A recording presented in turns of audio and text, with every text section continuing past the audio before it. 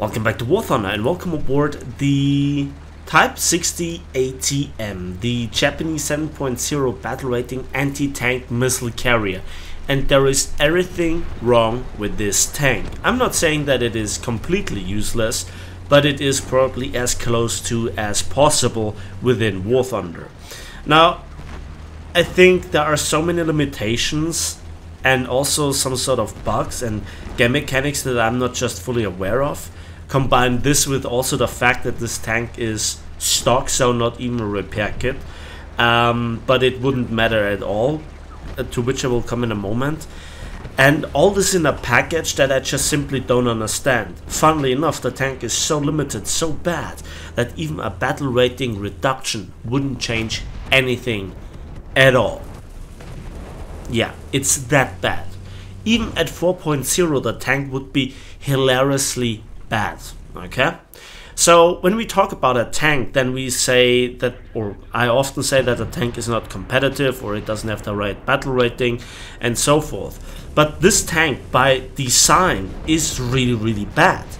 So it just has ATGMs and a few machine guns. You have a lot of limitations on both of them. You have no armor, you have no good top speed, your firepower is very limited, so in the triangle of what that makes a tank good or bad, it has chosen to be really bad. I can just imagine that the design philosophy behind this thing was to put it in ambush positions and to constantly kind of retreat and make a lot of those vehicles as fast and as cheap as possible. That is the only explanation why this tank actually exists. Furthermore, why it does exist in War Thunder, I guess to fill a battle rating gap or a gap in the tech tree at all. But it's not a very good gap filler, let's put it that way. Especially when I will later on compare it to the Stridswagen 81 and also the French premium light tank, the AMX-13 SS11, which have both better ATGMs at lower battle rating, are premium and have other things going for it that the Type 60 ATM just misses.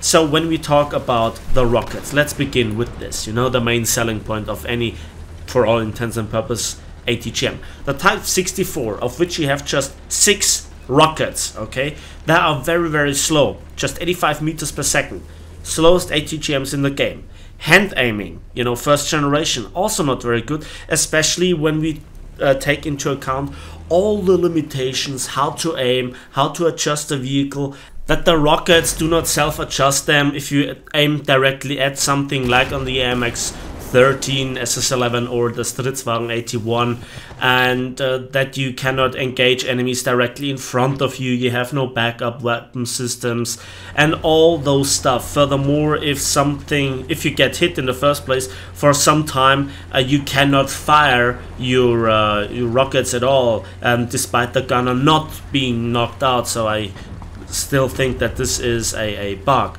And you know, again, just 85 meters per second velocity of the rockets, and firing range is also very limited, 1.8 kilometers. Think about big maps such as Kursk or you know, Fulda Gap or the new map, the Maginot Line. Those long range snipes that you theoretically pull off at late game, you just can't, you're limited as well. 500 millimeters of penetration, that is quite good. Post penetration damage also feels very punchy, I have to say. But overall, the tank is just really bad and frustrating. And furthermore, let's talk about the armor. Well, the best that you have is 20 millimeters on the front, 12 at the side, 10 on top. So very fragile for rocket attacks or cannon casts even, and you cannot shoot back with your 50 caliber machine gun because it's also very limited in which angles it can fire. Again, very frustrating. Then the mass of the vehicle, 12 tons. You know, you get very often abandoned factory. You cannot crush those damn concrete walls or those pipes on the floor. You just can't crush them quite easily. I mean, the horsepower to ton ratio is stock, not all that bad, It's way above 15, approaching 17, something like this. Stock you have nearly 200 horsepower for 12 tons. That's not that bad, okay, and fully upgraded you're nearly reaching 20. However, your top speed is limited to 38 kilometers an hour.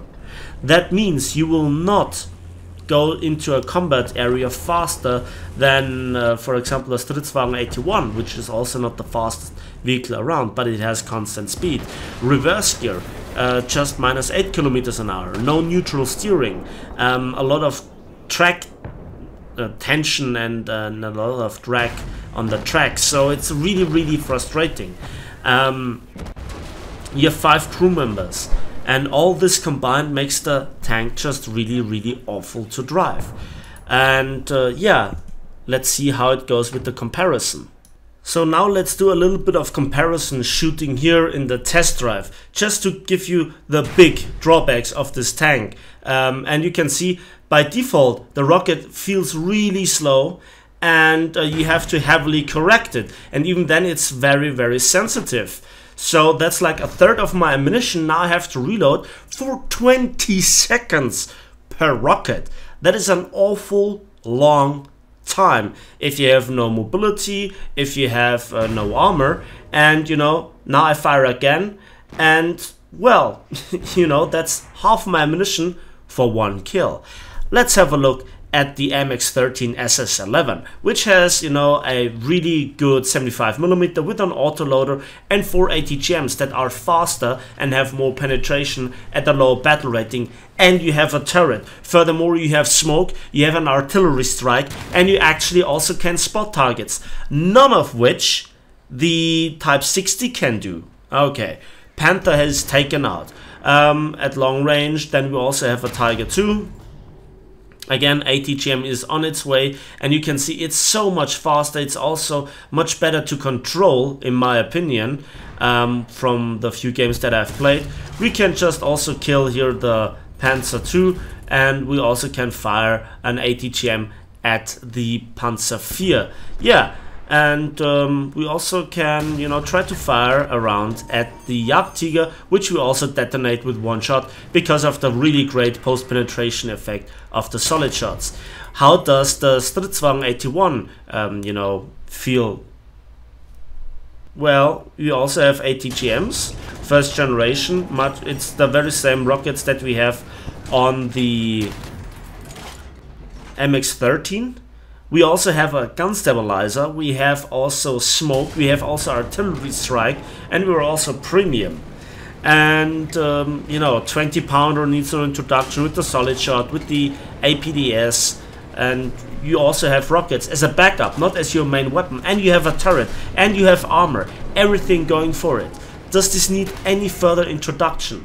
You know, you can go really aggressively in with this tank and come off best. And you also can fulfill the role of the sniper with your 20 pounder at long range and with your ATGMs. So you're just so much more versatile.